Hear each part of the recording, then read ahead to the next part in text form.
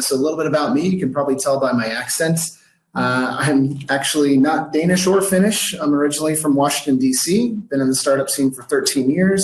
5 of the last years have been here in Denmark. I've scaled some of the fastest growing startups out here. So 2 acquisitions, 1 IPO, and 1 merger in terms of like the last 5 years where I've built and led the marketing team. I was a finalist for Ecosystem Hero of the Year last year. And yeah, I continue to work with tons of startups. I run an agency called Clint. We're the lead agency for Novo Nordisk, and we work with lots of small, medium, and large companies. So that's me in a nutshell. Those are some of the companies that I basically have built and scaled and the ones that have had exits of sorts. And yeah, these are some of my pet projects and the things that I'm working on. Architecture Quotes is a labor of love for the last 3 years. Clint is my marketing agency. TaylorRhyme.io is basically, like my public speaking stuff. And Growth Secrets is my online masterclass. You can go to growthsecrets.org to learn more. I used to do a ton of events. And so this was kind of like a breakdown of some of the stuff that I was doing. So let's just jump right in.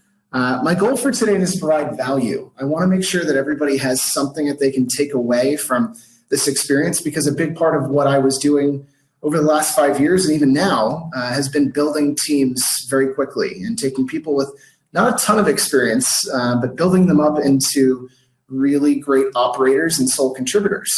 So I have a pretty good understanding of it's kind of a blend here of people that are looking for work and people that are trying to hire different types of characters. So hopefully, normally it would be a lot more interaction. I'd like raise hands and stuff, but obviously with a webinar, COVID-19, it's not possible. So there's a lot of growth hacking throughout this type of presentation. So when I use the word growth hacking, it basically means doing the most with the least amount of time and money in order to get the biggest results. I often run into these super strange things, especially within Scandinavia, where people are thrown off by some of the tactics. It's growth hacking, not necessarily growth, playing nice. I don't know. So the idea is I never do a 1-for-1 approach. It's always 1 for 1,000, 1 for 10,000. So you'll kind of see some of the scaling throughout some of the tactics here. And in terms of how you get good at this stuff, it's really hard to get good on a theoretical level. I always use the metaphor. Let's say there's your car breaks down. There's 2 mechanics on duty. The first mechanic has read a bunch of books over the last 5 years about fixing cars, but has never been under the hood. Whereas the other mechanic has fixed all kinds of different vehicles and has dirt underneath their fingernails. I want the second person to work on my car because they've actually done the work. And more than likely, they might encounter a problem they've never seen before, but they know how to fix it from different sides. And I think we should all kind of strive to have that. For those that really want to get better within marketing, that's kind of been my jam, and it's what I love to do. It's all about systems, and I think a lot of jobs are this way. So if you understand one system really well, you can start applying all the learnings to different areas. So for me, I got really good at content and opened up all kinds of opportunities to start getting better at PR, SEO. But I genuinely believe you have to get good at one thing first before you can start spreading out. So let's talk about building a growth team. So over the last 5 years, I basically have started within marketing departments that have almost zero budget or zero budget, and I've had to build up the marketing team from zero. So there's a lot of different tactics and techniques that I've used over the years that I'm going to share, and also give a little bit of the mindset from the side of maybe the people that might be looking to join a growth team. So if you're building a marketing team, this is generally what I'm looking for within the team, and it kind of starts in that order. So you'll start at the very top. You need somebody to lead that kind of knows how to do things. Not a bullshit artist strategist that doesn't really know how stuff is actually done, but somebody that has gotten that dirt underneath the fingernails. The next is a graphic designer, somebody that can basically make all of the different visual elements, get landing pages up and running very quickly, and jack of all trades when it comes to design. Content writer, somebody that can write copy, somebody that can do everything for blogs, social media, emails, you name it. SEO/growth hacker, somebody that understands how to optimize, somebody that understands how to integrate and just tools in general. Then a videographer, depending on the nature of what you guys are doing. And then, yeah, it's a front end and back end type of developer, depending on the different types of projects that you're going to get into. Interesting note, I've always said that every marketing department kind of looks and feels like its own agency or its own individual company within the company. Marketing is slowly becoming part of everything, so I think if you build a team that way, it really works out. Now, here's what I've done here in Denmark, because it works out here really well, is that I always pair up one of my core people, one of the people that's a full-time employee, with 1 to 3 or maybe even 1 to 4 interns. And everybody learns way quicker that way. It's called the protege effect. That basically means that you get better at teaching somebody something like way faster. And it also kind of creates this situation where everybody's learning. And there's different reasons for that. So the reason that you might end up getting better as a practitioner by teaching somebody is you have to take a completely different shift in perspective to say, all right, if I didn't understand this and I think I got it, how would I explain it to somebody else? It forces this level of critical thinking that you normally wouldn't go about having whenever you're teaching a new project, a new tool, a new process, whatever it is. You also don't want to look stupid. So if you're explaining something to an intern and you're kind of new yourself, you tend not to want to be an idiot in front of these people. So you'll work harder to learn that particular subject or that particular task. And it also kind of gives a chance for, once I have an intern that is now teaching other interns on top of somebody that's overseeing, like, yeah, you got to keep going. It just builds this really nice kind of environment of everybody gets to learn at the same time. In terms of the way that internships really go for me, you have this 3-month window that is kind of magical within Denmark. So in order for many students to graduate, they have to get an unpaid internship. And FYI, Denmark is free for pretty much anybody in the EU. You get paid to go to school, which is absolutely absurd. I can't $45 worth of student loan debt. But the idea is that you kind of have these short windows where you can really scale up quickly, teach a bunch of processes, make sure everybody's on the same level, and continue to apply learning lessons so that by month number 3, you're just a well-oiled machine. And this is how, again, I've grown every company that I've touched, by using a lot of inexpensive resources or interns that are eager to learn, want to hustle, and obviously I'm in an environment where I have opportunities for them to get there. So in terms of like productivity, it looks like this. This is my bullshit bar graph off on the right side. So it's not based on any real science. It's based on my own experiences. So the first month is slow. I'm spending a lot of time, and this happened this past January, a lot of time one-on-one. I try to, whenever I do almost a one-on-one, I try to say, hold on, who else can learn from this? I'll bring in as many people as possible in these learning lessons, and I'll explain those later. But ultimately, like, I have to do so many of those just to get a little momentum. By month 2, I'm breaking even in terms of the overall progress that things are moving. I feel like people are getting it, and I'm getting stuff done at a scale that, yes, I could take over and do the project. Yes, I could hire a senior person. That would probably be faster, but ultimately, like, I have people in this wheel. And then by month 3, like, it's exponentially faster, and I have this amazing growth pattern that I can't mimic in any other place unless I had an amazing war chest of money to throw at problems. And in many cases within startups, you don't have that. So I want to give an environment where people absolutely get to work on real things, but also, of course, get stuff done. So getting talent for me has always come down to using a couple of different websites. I used to have a spreadsheet that was like a mile long and join a bunch of different Facebook groups. I found that there's varying degrees of success with that, but I've continued to find that using the same job descriptions that feel like they're written for me and by me tends to get kind of the best traction, as well as going on to the main 2 sites that are down there, the Hub and Graduate Land.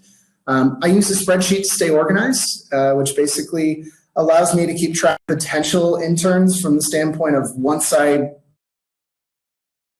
do an interview or handle doing interviews for me now, then ultimately I kind of have like a total amount of interns, and with recognition kind of on each of them, what they're doing, when they start, when they finish. Yeah, like all that stuff is just staying organized, super easy. I found that especially when you're in the marketing department, you have to start kind of having these bigger meetings, there's only certain instances where I really feel like the big meetings with everybody in the department are relevant. And this can happen when, you're beyond 10 to 12 people. It starts to get too much or too absurd. So learning lessons, I always bring the whole department in, and then maybe for like the weekly stand-up, and I've kind of pushed back to bi-monthly stand-up to basically say, tell me what you're working on, what you did last week, what you're doing this week, and what you need help with. There's this really cool thing called the Jeff Bezos 2 pizza rule, which is there should only be meetings that have enough people that you could comfortably feed with 2 pizzas. Because the problem is when you start getting people interjecting or throwing out ideas, and it's more than 8 people, it gets absurd. And I've done this more recently, actually the other day with a couple of design sprints, and it was like a company-wide sit down, 30 different people, everybody's talking at once. I got to tell you, giant waste of time. So yeah, I hate meetings. I hate doing them, especially it could have been an email. So with the exception of learning lessons and my stand-ups that basically address just my department, I don't do them. So something to maybe benefit from. I think that there's a lot of different ways to selecting talent. For those that are looking for jobs, I think it's important that you put yourself in their shoes. A little bit about my background. I actually won a $4.3 million government contract back in 2011, teaching veterans and wounded warriors how to get back into the workforce. And in terms of understanding where some people might be coming from and kind of what their expectations were of what a job would be like or what job hunting would be like when they've never done it before. And I think that there's definitely different instances where diversity is great and certain skill sets are great. And I think it should be a blend of all of these things. I will definitely not be the most popular person for this slide. So I believe in giving chances based off of grit or perceived potential, but not handouts. And I'll kind of explain what I mean on this. With almost every job that I've applied to, that was probably like a more than a 500 person company, and even some of the startups. There's a lot of these like they do like intelligence tests and stuff like that. I've done a number of reports. My background was in. There's so much data to prove that these actually just bullshit. I'd rather take which as like a test to get into a company than a personality test, because inherently people are trying to give the answers that they expect the company wants to have. And what you end up getting is this really weird environment of people kind of making up stuff, and then companies ended up hiring kind of weird versions of themselves. So this is what I've experienced, especially from somebody that's come from a very startup kind of background, played within corporates, and continued.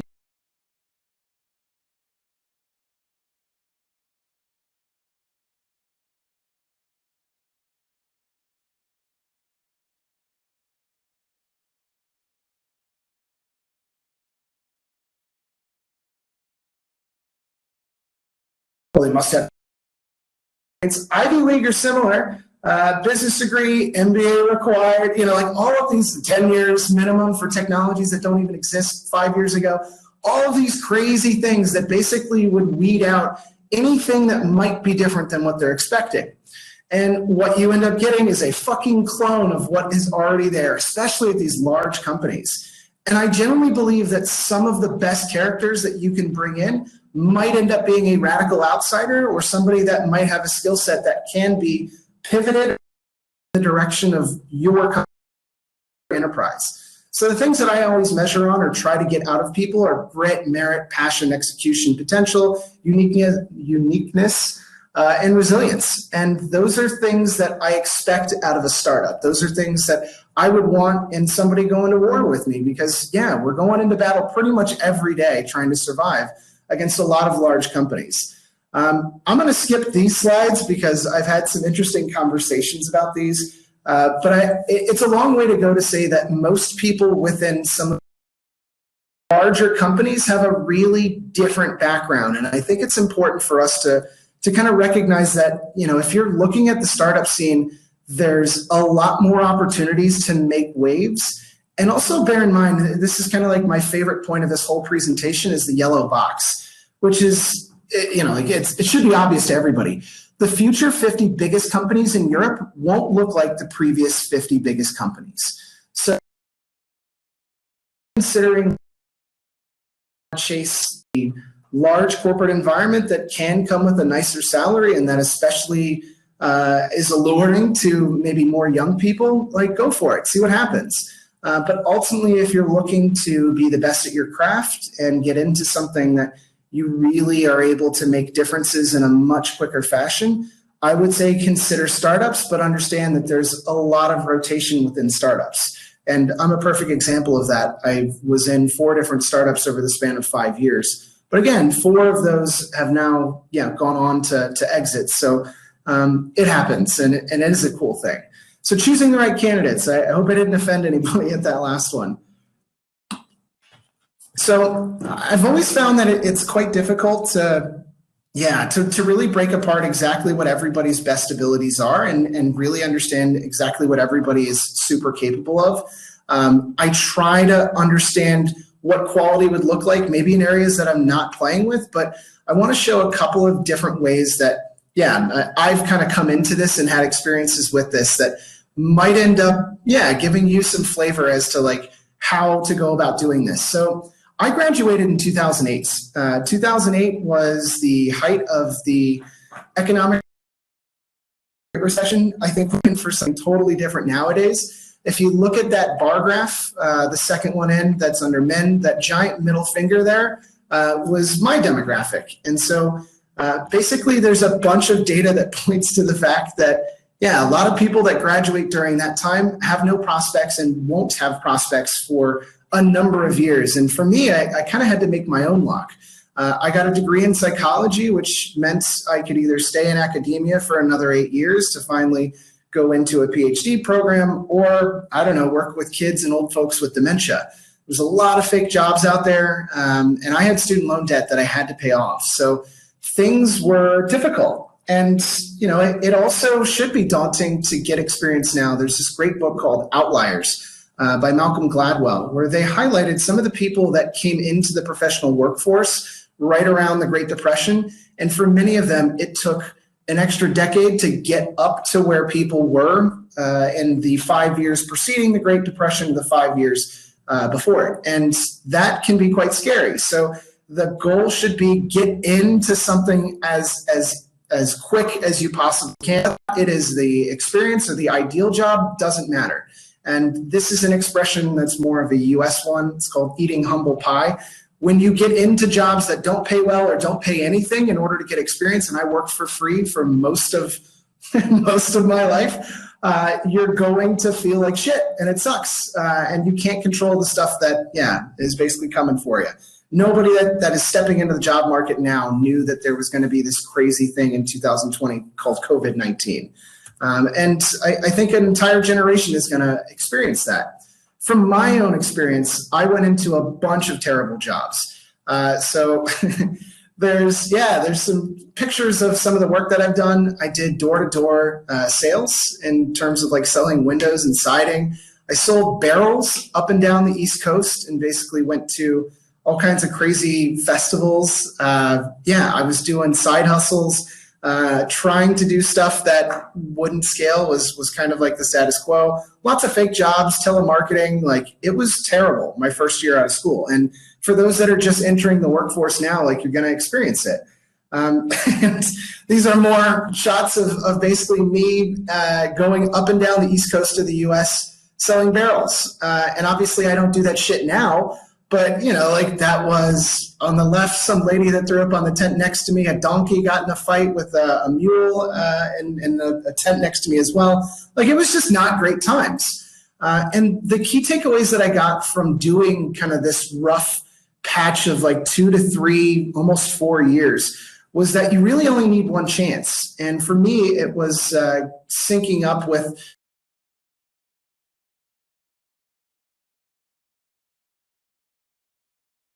old that was willing to give me have much money to pay me but in having a great boss like that,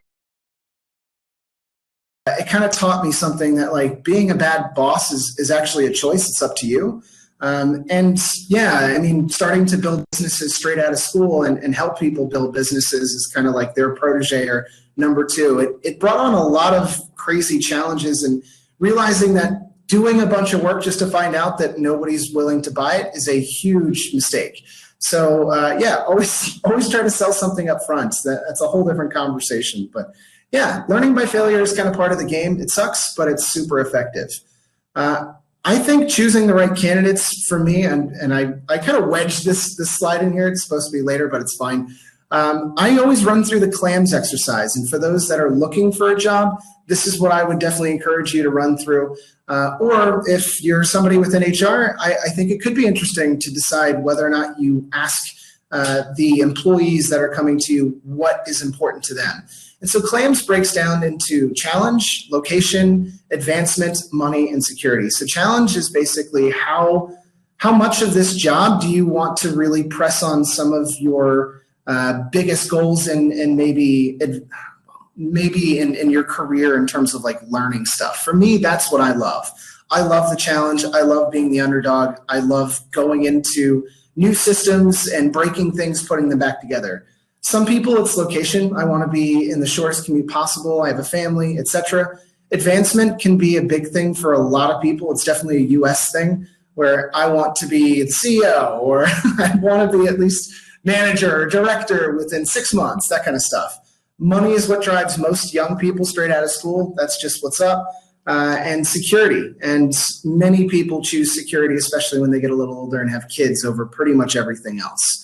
And I got to tell you, like, motivation for me is what I try to break into every time that I have an interview with somebody that might be an intern or maybe even a full-time employee. So like I try to figure out what area of recognition what area of motivation is like the most important for them. So like, is it I need to make sure that I compliment them on a regular basis? Some people need it, but some people genuinely need like, you're doing fine, keep going, you're fine. And you know, like if it's a matter of putting a piece of paper in front of somebody that basically says like employee of the day or the week or whatever, fucking do it. Like if that's what keeps them jazzed up, great. Within Prestige, it's interesting. I have a lot of content writers that really get off on having their name on something that's published somewhere recognizable, or working at a company that's award-winning or the best. And I got a bunch of different hacks for that if anybody ever wants to sit down and go into like how you can basically hack a bunch of awards. But yeah, putting your name on things for a lot of people is a big deal. Money, we've already talked about. It's basically, yeah, I want to be compensated and make all the money a young man. And then responsibility. Some people want the idea of being in charge, and I understand that. And I look out for people that are into that, so long as it's not an ego trip. And usually it's not, but you never know. Moving right along, I think assigning projects is super easy, and it's something that whenever I go into new companies, it's like, wait, you guys don't have any type of like project management system whatsoever? And for the most part, no, or something that's super rough. So when I get somebody that's brand new, I always sit down and go, cool. So what is it that you want to get out of this? What do you want to learn? And when somebody, let's say they're like a designer, they're like, you know, like I'm kind of into like design, like UI strategy. And it's like, give me something.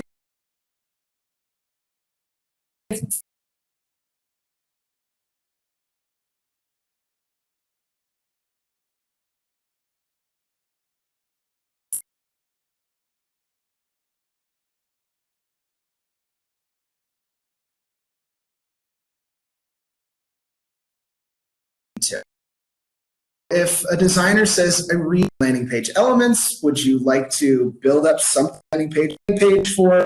And almost always, I want that one. And the cool thing about giving somebody the choice is that they immediately own it.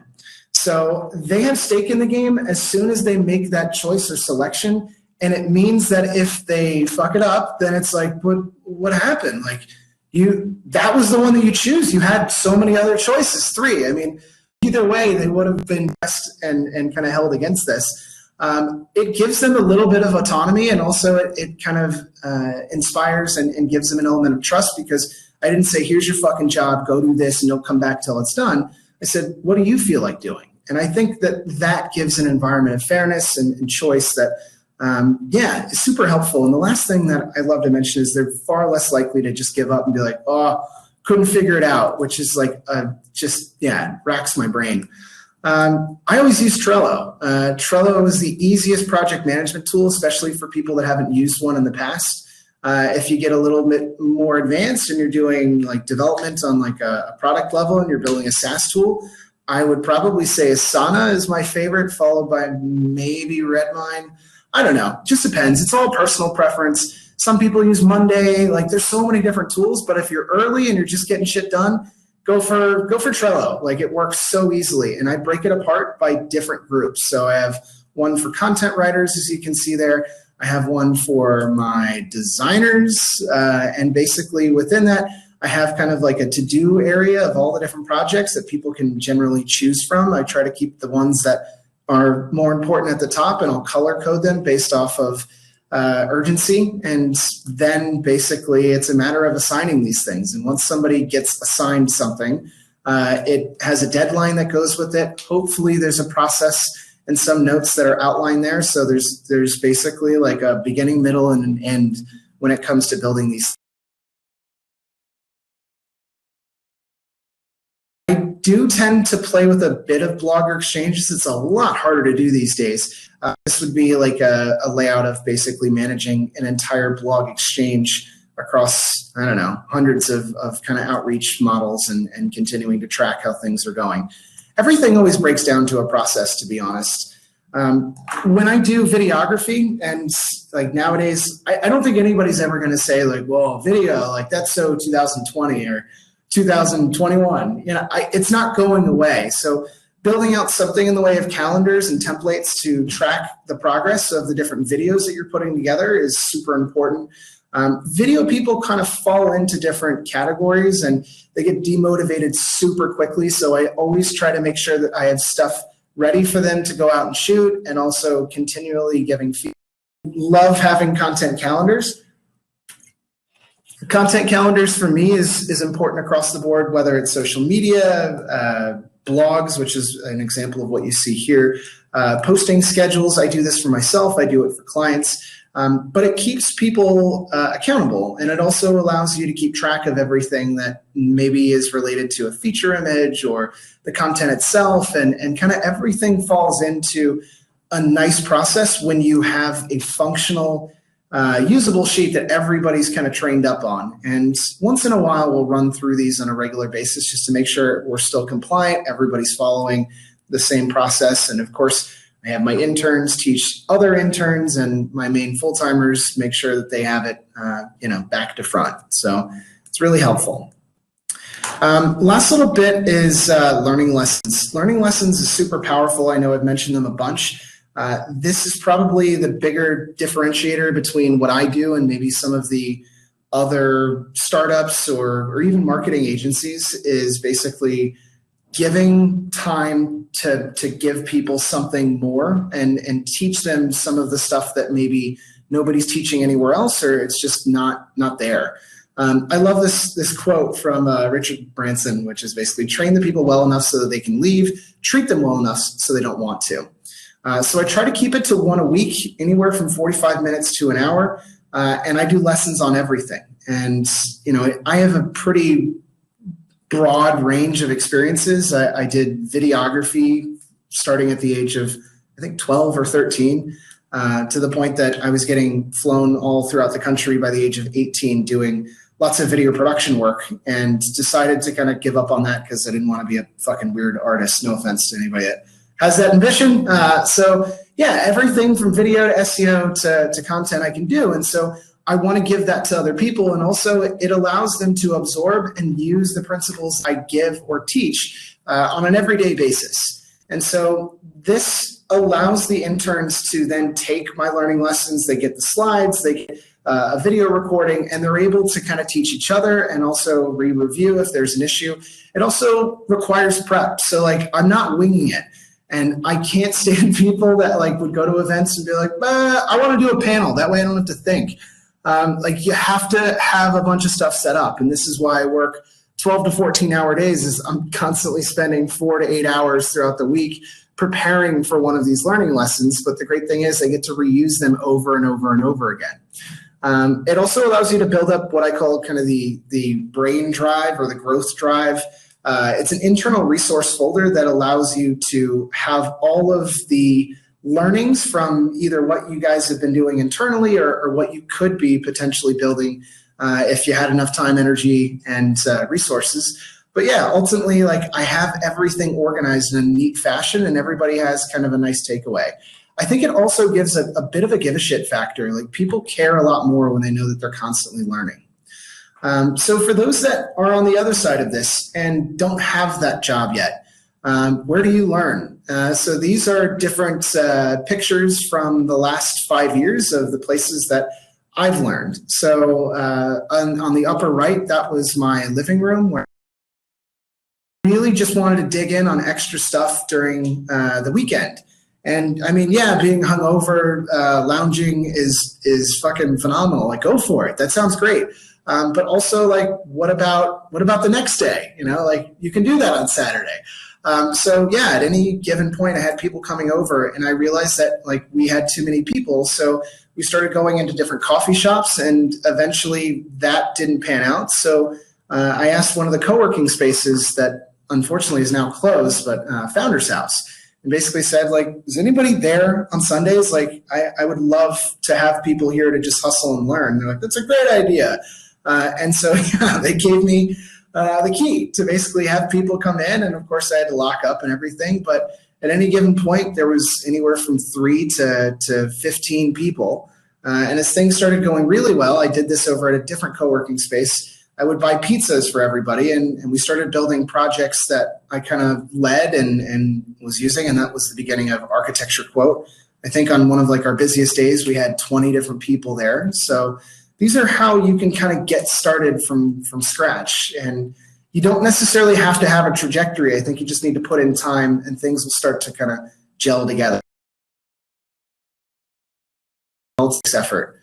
One of the last frustrating things that I could probably, I think some people are so apprehensive about working with inexperienced people because they don't think that the job will get done. And the only reason that this often happens is because people fail to finish strong.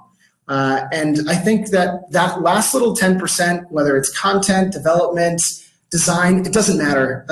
There's always this element of like just kind of like, I'm over this project. I don't feel like doing this stuff anymore. I want something new. And that last like 10% is really the difference between meh and amazing.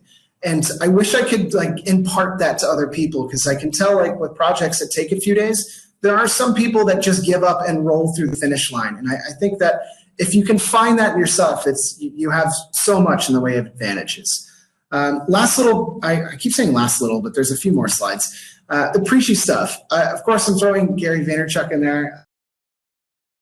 I hate the idea bosses or the people that are like, yeah, like let's do like this workshop where we put like a bunch of Post-it notes on the walls and whiteboard everything. Like, I think that would be a cool thought, and I think that when you're early in your career or haven't gotten your first like real job yet, that's what a lot of people think startups is or marketing is.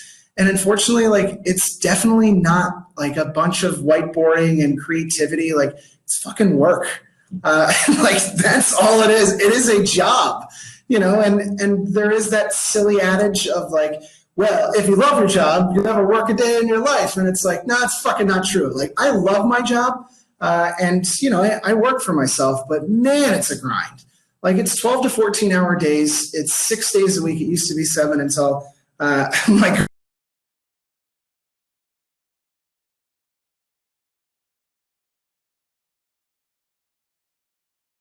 like,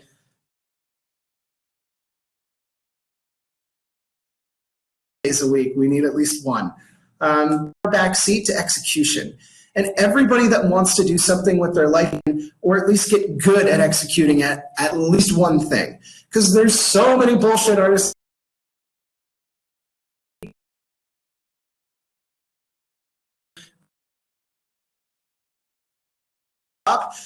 But most of the people remember the ones that get shit done, not the idiot idea people that thoughts to the table. And from my standpoint, if you're trying to build a software company, which is what exclusively I've been involved with pretty much for the last 13 years,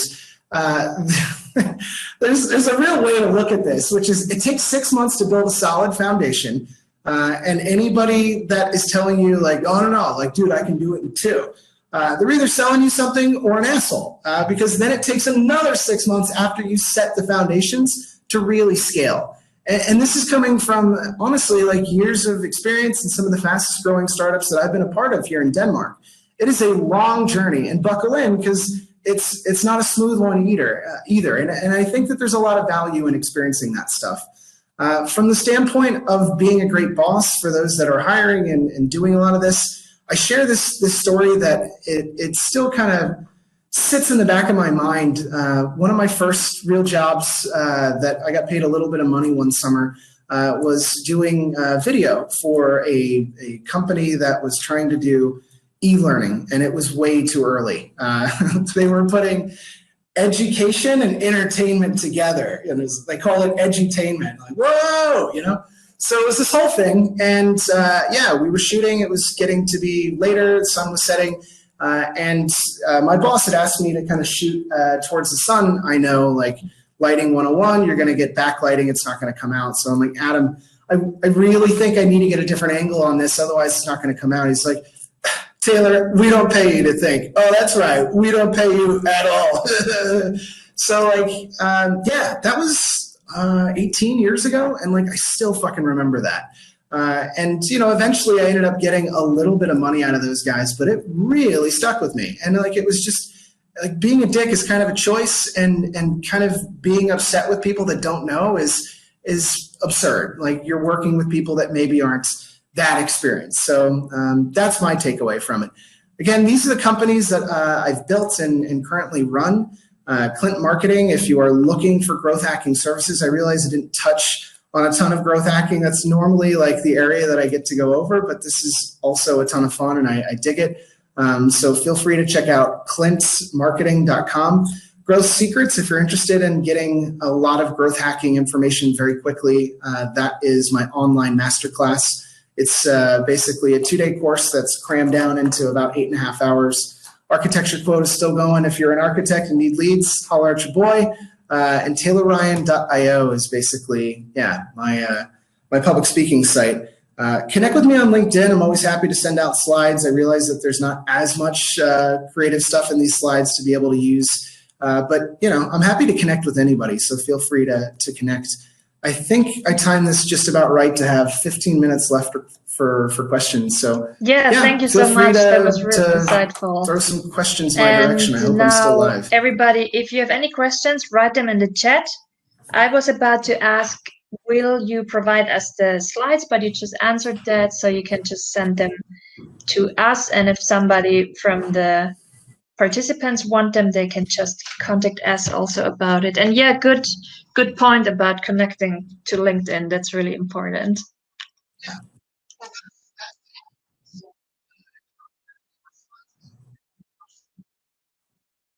Yeah. True. That's really the hack. Fun. So now we have in order to get my in slides, chat. you have to connect with me personally. That way I build my network. Sounds like you're a champion with huge energy and drive. Would you accept that this building process can only work with such a champion?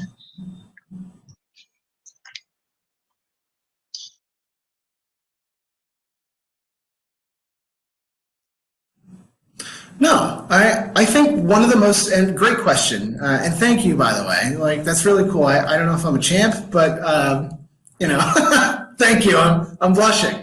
No, some of the best experiences that I've had have been working for absolute idiots. So people that are incapable, where it's like, how'd you manage to put shoes on this morning? This is incredible. And you're my boss. That should be inspiration for you to do better.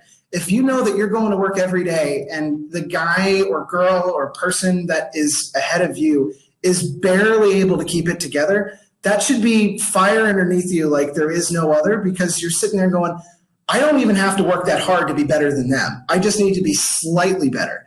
And using that as inspiration and saying, like, what can I learn to outdo this person, to either step over them or find a different job where you're able to kind of move parallel and eventually over them is the mindset. Like, I've worked for so many people that served as inspiration because they were just so bad at their jobs. It's a negative / positive way of kind of looking at it. Cool. I see Natalie's, do you manage to enjoy the work-life balance that the Nordic countries offer despite the high drive working days? Well, short answer is, like, who the fuck is enjoying like 2021 right now? I don't know. I assume Finland's also locked down, like, because like Denmark is totally locked down. I mean, yeah, you can go outside. We don't have like curfews, but like, I think that's going to be one of the bigger questions that happens in the next 6 months to a year in job interviews. People are going to ask, well, okay, so looks like you graduated, right around the beginning of, the lockdown for COVID-19. What'd you do during that time? And if it's like, video games, I watched everything on Netflix and nothing. And, like, smoked a lot of weed. And then it's like, okay, great. Like, who's that for? I generally believe that this is the time that a lot of people are making work for them versus the other way around. And, to be totally honest, like, this wasn't, this experience of Denmark was not actually what I thought it was going to be. I'm originally from Washington, D.C., where, it's 10 to 12 hour work days. I came here thinking that I could enjoy a bit of the, like, 25 days of vacation is absurd. Like, I would have probably killed somebody to have that when I was like 25, 26. But ultimately, like, I'm not looking at it as like time lost as much as it is like I'm in a growing period and I'm continuing to get better. Now, I'd be pissed if I got hit by a bus tomorrow and it's like, what was all that fucking work for? But ultimately, no, I don't feel like I'm enjoying or getting the extra time, but that's also part of the grind when you're running, companies. And I admire people that have that balance. It's just not, it's not part of my existence right now. I wish it was. Cool. Is only learning motivation enough for someone to be given the chance? And would you even get anyone to give a chance to them? Try to help them to develop themselves, picky with candidates, background. Yeah, I gotcha. Cool question. Yeah, so I mean, I've always used this. I haven't always used this metaphor, but there's a great metaphor on kind of like how your first job gives you this weird trajectory in life. So like, it's like train stations. So like, sometimes when you graduate and you're new to the job market, you're just so desperate to get to any destination. You get to a train station, you don't even read the signs. You just hop on the first train that basically pulls in. And sometimes that train takes you to beautiful places and it's fucking amazing. Other times it takes you to fucking Siberia and it's terrifying and it's awful and you have to take worse trains just to get back to where you started. And unfortunately, like, that's careers in a nutshell. Dude, if you get a job over at KPMG, Deloitte, well, Booz Allen is a bit more of a US thing. I don't know, BCG, some of these like really large management consulting companies, like, you're pretty much set for a really long time. And I would say, like, that's phenomenal. Like, go for that if that's what you want. In terms of a trajectory that you're going to learn from and be able to build your own business, that is going to be the Siberian train that isn't a whole lot of fun. I genuinely believe, to your question, I genuinely believe in giving chances. And in many cases, I'm proven wrong, but more often than not, like, you can recognize the type of go-getter pretty quickly. And there's questions to like get that out like right away. So it's like, when was like the first job or the first thing you did, like making money? And what age was that? If they go, 19 years old, working at a cafe, it's like, bro, you were getting fucking money from your parents for the first 19 years of your life. Like, what other skill sets have you built kind of in the in-between? And if that's you, that's okay. But I mean, holy smokes, you're working against people that are hustling and continuing to build. That's what I look for. I want to have people that are already kind of moving and have this momentum. And I think talking with people over the span of 15, 20 minutes, you can get that pretty quickly. But some people are just, like really great at first impressions, and I make mistakes all the time. But I'm still hiring for positions over here at Clint Marketing. So like if the right person comes along and you seem like you know your stuff, then hell yeah, let's dance. I'm always game. Any other questions or thoughts? Sorry about so much profanity. I don't know if that was like something I don't mind that we at should all, have discussed but before. I don't know about others. I don't know. It's now already it's too over. late anyway, so it doesn't matter. Okay. But the city No, of this is your session, so you can say whatever you want. Okay. But yeah, guys, feel free to ask. Now you cool. still have the All right. chance. Well, I like that.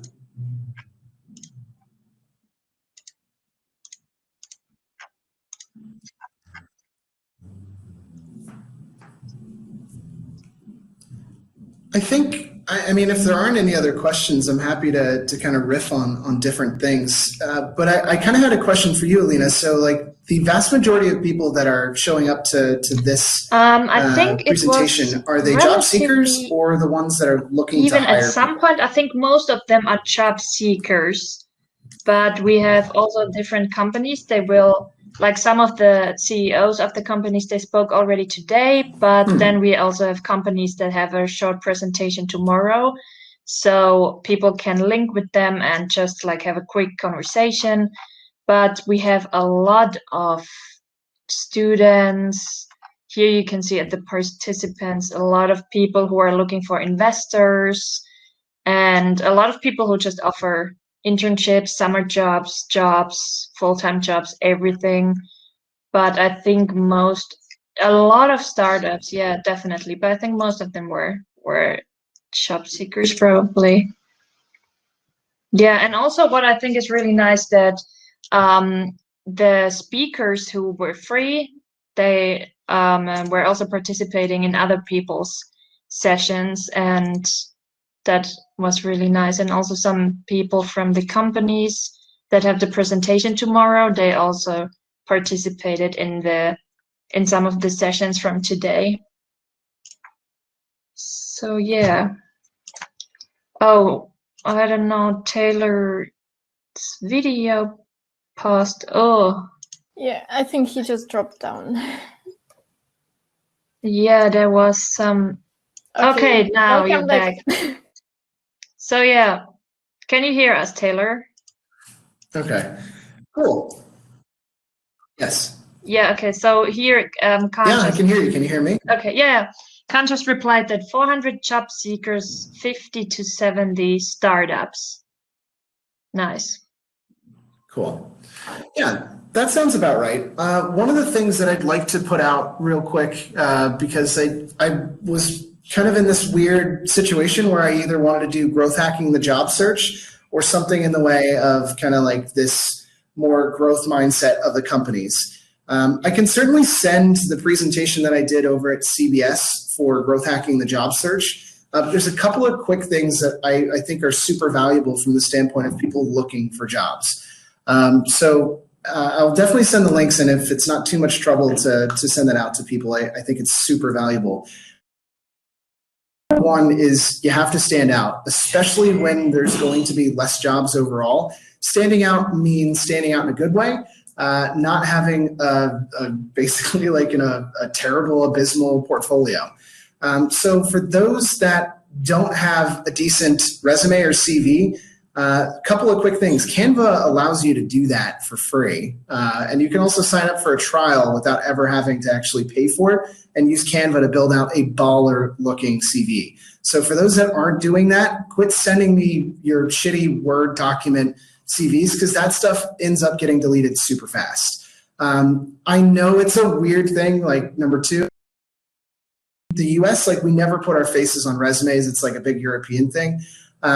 There's probably a fair bit of like Eastern European-esque attendees, fucking smile. Like, it was the easiest thing. When it looks like it's a prison photo at the top, I'm like, what's wrong with this person? Please smile. Like, it's super easy to do that as well.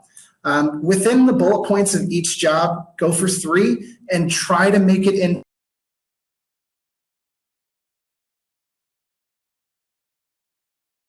success in 30 seconds. So the only thing that they're going to ask you about is what they can see on the resume. Each bullet point should be like me telling it. In Denmark, to basically land jobs within 10 days I've done that 4 different times when stepping out of different places, no plan. I've always had a job within 10 days. So I connect people in the same time that I find a job opening.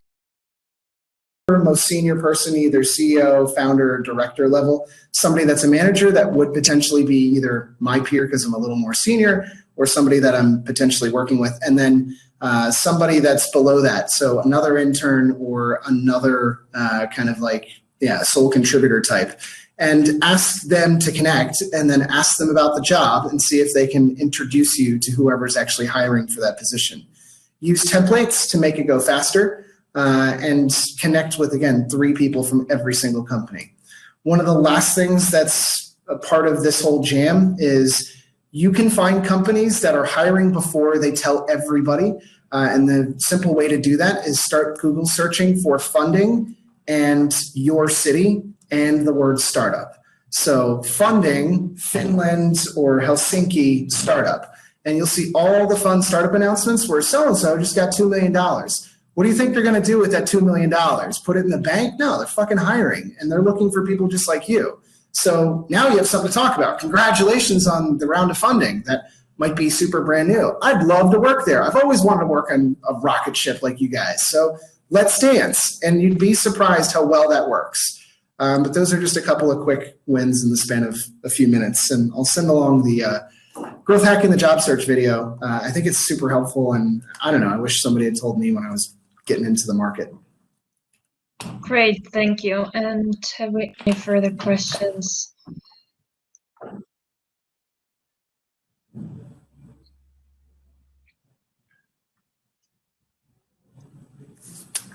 Did I miss any? The Pablo asks, do you think growth should be addressed from the beginning of a startup?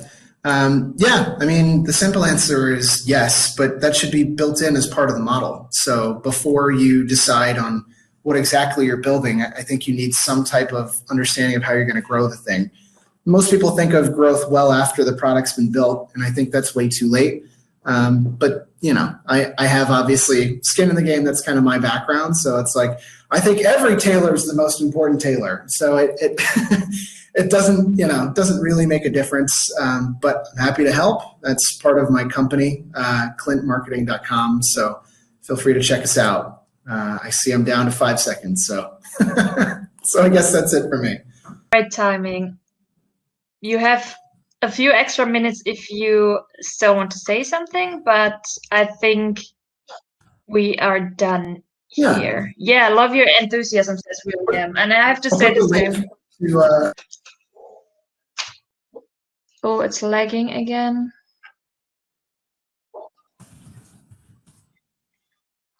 No, now we can hear you again. This is the office that I'm in. They just replaced the Wi-Fi. Oh no. Okay, cool. Yeah, let me put the link to the short growth hacking the job search thing here, so you have it in case anybody's really curious and wants to learn how to do this stuff. Other than that, I guess that is it. All right. So thanks to all the participants. I think there's now some connection issue, unfortunately, but I hope you had a lot of fun. For me, at least, it was really nice and insightful. And oh, I hope Taylor can still hear us. But yeah. Okay, good. Thank you so much that you could join, and sorry about the misunderstanding. I'm glad you could join anyway, and Yeah, thank you. It was very, very nice to listen to you.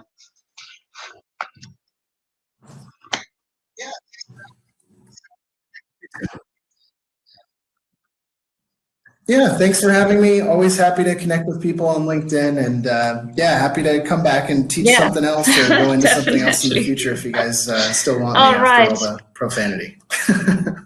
Oh yeah, someone linked your LinkedIn. That's nice. Okay, thank you, Taylor. I think we can end this session here. Yes, thank you. Bye bye. Thanks. Bye. Cool. Cool. See you guys. Thanks.